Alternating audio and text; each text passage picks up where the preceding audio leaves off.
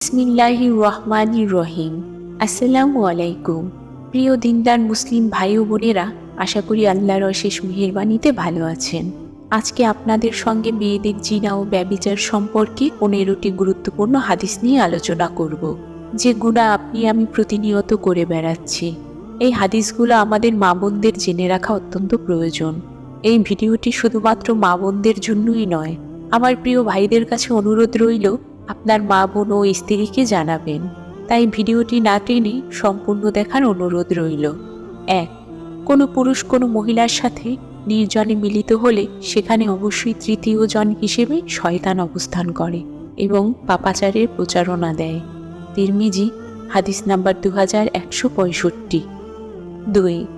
উকবা ইবনে আমির রাদিয়াল্লাহু তাআলা আনহু থেকে বর্ণিত, রাসূল সাল্লাল্লাহু আলাইহি সাল্লাম বলেন, মহিলাদের নিকট একাকী যাওয়া থেকে বিরত থাকো।